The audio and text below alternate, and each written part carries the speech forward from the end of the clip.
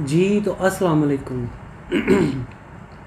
एहतशामुल्लाह का आपकी खिदमत में दोबारा से हाज़िर है और उम्मीद करता हूँ आपको मेरे पिछले टॉपिक्स बहुत अच्छे लगे होंगे। थोड़ी कड़वी बातें होती होती हैं। आज जो है वो एक बहुत मुनासिब और मीठी गुफ्तगू करेंगे।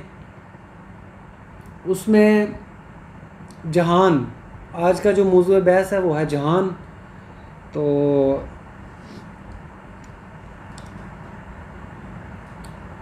थोड़ी सी बेसिक चीज़ें आपको बताता हूँ कि जहान जो है वो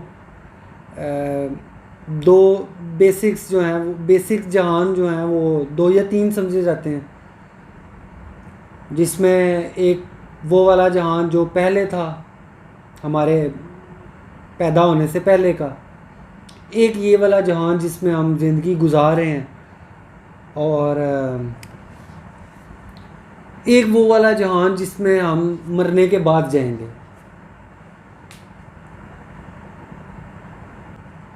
जहान की अगर डेफिनेशन आपको मैं बताऊं तो जहान, इस दुनिया में जो जहान है वो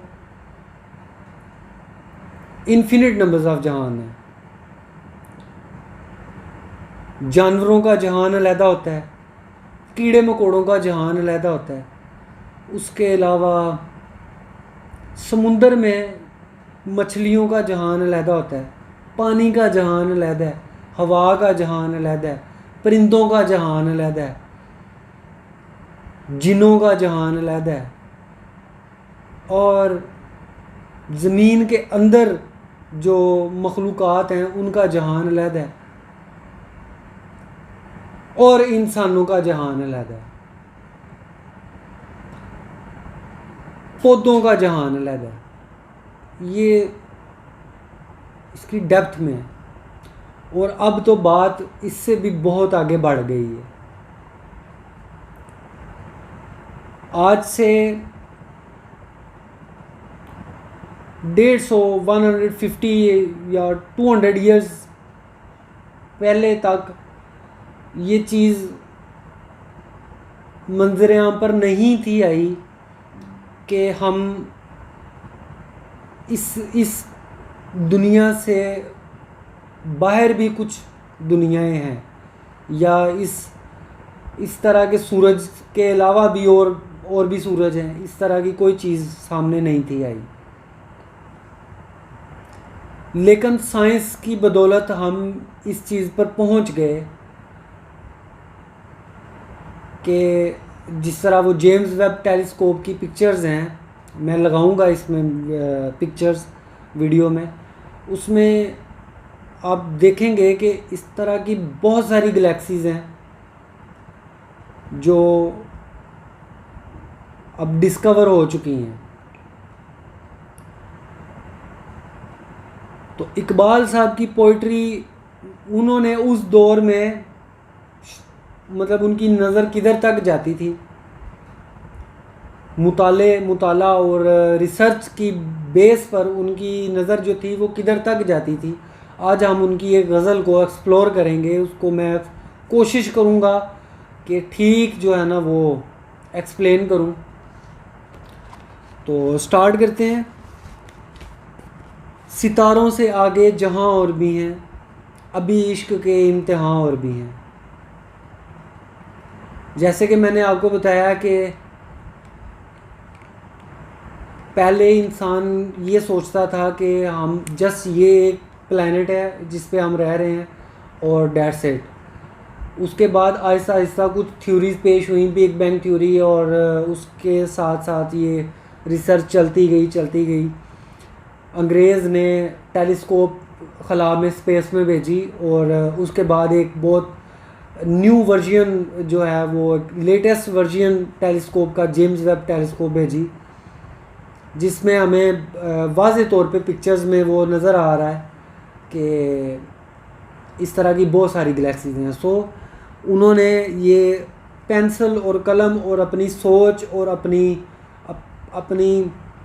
गहरे मुताले से ये चीज़ नोटिस कर ली हुई थी कि सितारों से आगे जहां और भी हैं, अभी इश्क के इम्तिहान और भी हैं।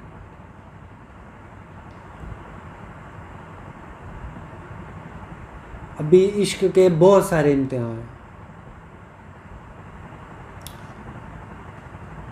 हम एक ही जगह पर स्टक हो जाते हैं, कोई काम कर रहे होते हैं। मुस्लिम्स की बात करता हूँ मैं, तो मुस्लिम्स जस्ट मतलब बहुत सारी जगहों पे स्टक होके रह गए हैं। उनकी रिसर्च बेस, उनकी सोच जो है वो उस लेवल तक नहीं जा पा रही जिस तरह की आज अंग्रेज़ की जाती है, या थर्ड वर्ल्ड जो 7th जनरेशन कंट्रीज़ हैं, जापान हो गया, साउथ कोरिया हो गया। हम मुस्लिम साइंटिस्ट, हमने मुस्लिम्स ने साइंटिस्ट पैदा ही नहीं किए।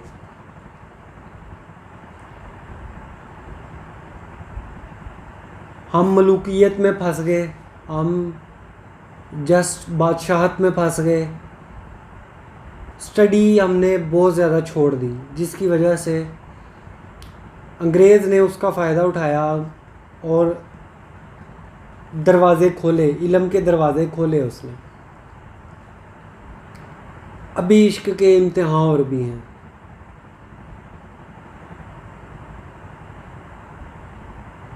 सितारों से आगे जहां और भी हैं, अभी इश्क के इम्तिहान और भी हैं। आज देखें इलॉन मस्क क्या कह रहा है, चांद पर पहुंच गए, स्पेस में जगह बना ली। इलॉन मस्क कह रहा है कि मार्स पे पॉपुलेशन नहीं है एंड हमें वहाँ पे जाना चाहिए। ये इश्क है। वो इस दुनिया से बाहर हट के देख रहा है। उसकी सोच पता नहीं कहाँ तक जा रही है। काश हमारी मुस्लिम साइंटिस्ट इस तरह के होते, काश हम मुस्लिम्स इस तरह की, मुस्लिम कम्युनिटी इस तरह की बन, हम भी इस तरह के फ़ैसले लेते, इस तरह के काम करते। तही ज़िंदगी की नहीं ये फ़िज़ाएं, यहाँ सैकड़ों कारवां और भी हैं। तो ज़िंदगी की फ़िज़ाएं जो है ना, वो हमने ये समझ लिया हुआ है कि ये दुनिया जो है ना वो बस हमारे लिए है। ऐसा नहीं है, हम अकेले नहीं हैं। इस दुनिया को अगर ढालना है तो हमें सबको बराबरी की नज़र में देखना चाहिए।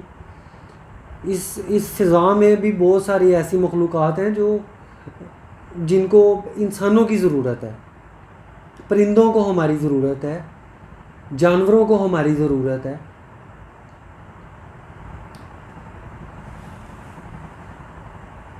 हमने उनके लिए कुछ भी नहीं किया, हमने जस्ट नुकसान पहुंचाया। यहाँ सैकड़ों कारवां और भी हैं। उसके बाद इकबाल साहब कहते हैं, कनायत न कर आलमे रंगो पर, चमन और भी आशियाँ और भी हैं। आज हम ज़मीरों का सौदा करते हैं। गोरा कहाँ से कहाँ पहुँच गया कानून नाफज करके। उसने कानून और इंसाफ को उस जगह पे ले गया और हम ज़मीरों का सौदा करते हैं। ठीक है, हम छोटी छोटी चीज़ों पे रज़ामंदी इज़हार कर देते हैं, छोटी छोटी चीज़ों पे रज़ामंद हो जाते हैं। किसी को आप 100 रुपया दे दें वो खुश हो जाएगा, किसी को आप 20,000 दे देंगे वो खुश हो जाएगा, किसी को आप लाख रुपया दे देंगे वो खुश हो जाएगा, किसी को आप 10 मरले का प्लॉट दे देंगे वो खुश हो जाएगा। उनकी सोच दब गई है, हमारी सोच जो है ना वो दब गई है।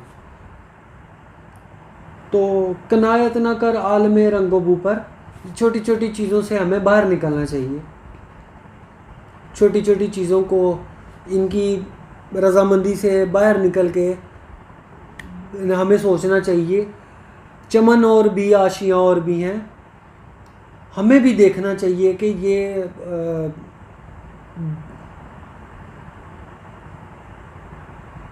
बहुत सारे ऐसे घोंसले हैं जिनमें बहुत कुछ हो रहा है।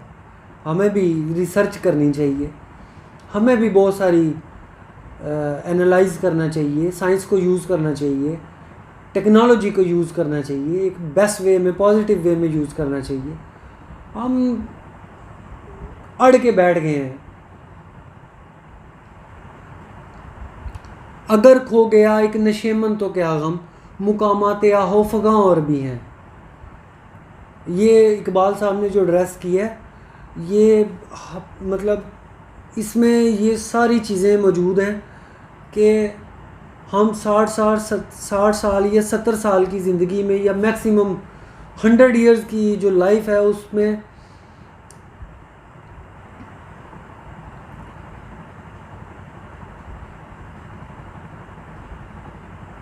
दुनियावी मतलब आकाओं को खुश करने के लिए उस हद तक चले जाते हैं कि फिर हमें मायूसी होती है। जब हम उम्मीदें लगाते हैं और जब हम उम्मीदें टूटती हैं तो फिर हम गिरते हैं ज़मीन पर। हम इंसानों से उम्मीदें लगाते हैं, इंसानों, कनायत न कर आलम रंगो बू पर, ठीक है। हम उम्मीदें लगाते हैं और जब वो उम्मीदें टूटती हैं फिर हम मायूसी में गिर जाते हैं, टूट जाते हैं। उसके लिए अल्लाह की तरफ जाएं, उस ज़ात से उम्मीदें लगाएं जिसने वाज़े तौर पे बताया है कि एक आखरत का जहान भी है जिसमें आपको वो सारी आपकी डिज़ायर्स पूरी होंगी जो इस दुनिया में आपकी नहीं पूरी हुई। अपने ज़मीरों का सौदा मत करें, अपने अपने दिल का सौदा मत करें, अपनी सोचों का सौदा मत करें। चंद पैसों के इवज़ हम अपना ज़मीर बेच देते हैं, ऐसा मत करें। अगर खो गया एक नशेमन तो क्या गम, मुकामात आहो फगां और भी हैं। अगर इस दुनिया में हमें हमारी डिज़ायर्ड सिचुएशंस नहीं मिलती तो उसमें आपको परेशान नहीं होना चाहिए। उसके मतलब इस दुनिया में भी अगर आपको एक इंसान से वो उम्मीदें नहीं मिलती तो 7 अरब इंसान है, आपको कोई ना कोई ऐसा इंसान ज़रूर मिलेगा जो आपकी डिज़ायर्ड, आपकी रिसर्च का या आपके ख्वाबों का मतलब वज़न उठाएगा। और मरने के बाद तो वैसे ही अल्लाह ताला जो है ना वो आपको बहुत सारी नवाजेगा, बहुत सारी चीज़ों से नवाजेगा। लेकिन शर्त ये है कि आपको अपनी विल पावर स्ट्रॉन्ग करनी चाहिए। और विल पावर का उन्होंने बोला है कि तू शाही है परवाज़ है काम तेरा, तेरे सामने आसमां और भी हैं। ये इस पे एलॉन मस्क जो है ना वो फिट बैठ रहा है। तू शाही है परवाज़ है काम तेरा।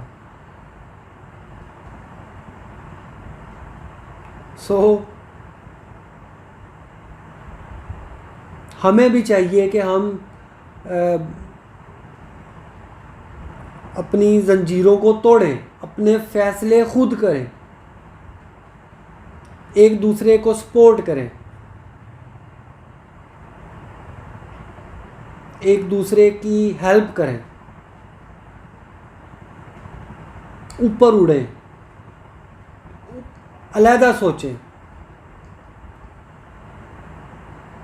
हम एक KFC बनती है तो उसकी 50 जो है ना वो कॉपीज़ कर देते हैं। एक मैकडोनल्ड्स बनती है तो उसकी 50 कॉपीज़ कर देते हैं। एक कोको कोला बनती है तो उसकी 50 कॉपीज़ निकाल देते हैं, ठीक है। एक कोई किसी बंदे ने कोई नाम सेलेक्ट किया है, उसको अल्लाह ने मतलब इज़्ज़त दे दी है, उसकी 50 कॉपीज़ कर देंगे। ऐसा नहीं करना चाहिए, न्यू करना चाहिए। तू शाही है परवाज़ है काम तेरा, हमेशा आपको आउट ऑफ द बॉक्स जाके थिंक करना चाहिए, सोचना चाहिए, ताकि आपको इस दुनिया के बाहर का भी पता चले। 7 आसमानों का जिक्र है कुरान में, हम उधर तक रसाई तो नहीं कर सकते, हमारी एक आसमान तक भी रसाई नहीं है, लेकिन हम उसके बारे में सोच तो सकते हैं ना। हमारी सोच पे तो पाबंदी नहीं लगाई ना अल्लाह ताला ने। तू शाही है परवाज़ है काम तेरा, तेरे सामने आसमां और भी हैं। गोरे ने, अंग्रेज ने एक आसमान को तो खोज दिया है।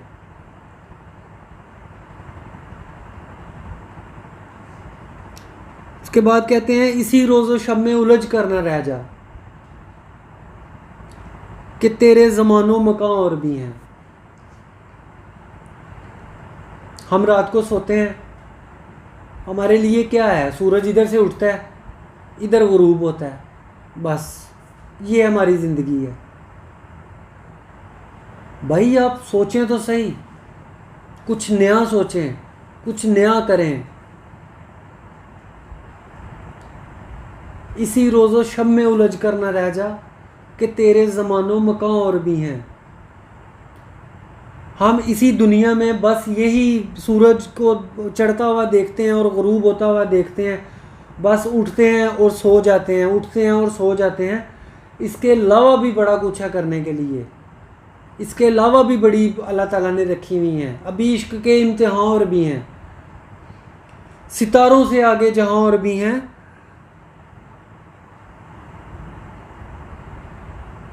अभी हमने मरना है और मरने के बाद फिर से उठना है।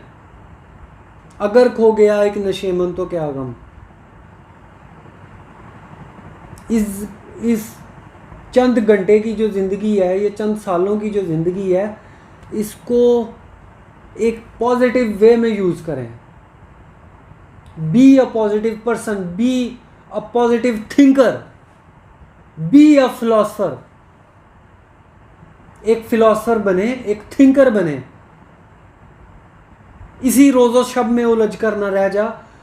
सिर्फ उठ के चंद काम किए, चंद घंटे की नौकरी की और आके थक के खा के पी के सो गए। इससे हट के भी बहुत सारी चीज़ें हैं जो आप कर सकते हैं। नॉर्मल रूटीन में 5 घंटे 5 मिनट या 10 मिनट के लिए आसमान की तरफ देखें तो सही, रात को सितारों को देखें। चलें, अगर आप देख ही रहे हैं इसी रोज़ो शब में उलझ कर ना रह जा, सिर्फ सोना और उठना, ये इसी में ना उलझें। देखें सूरज किस तरह से उठता है, किस तरह से गुरूब होता है। किसने ये घड़ियां ईजाद की, किसने ये वक़्त का तयन किया, महीने ईजाद किए।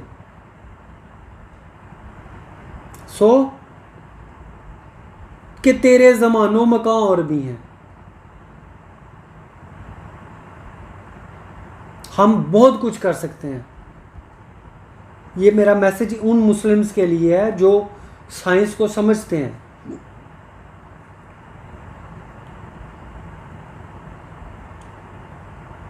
और उन नौजवानों के लिए है, ये इकबाल साहब का जो पैगाम है, मैसेज है, उन यंगस्टर्स के लिए है जो इल्म की, जिनको इल्म की प्यास है, भूख है।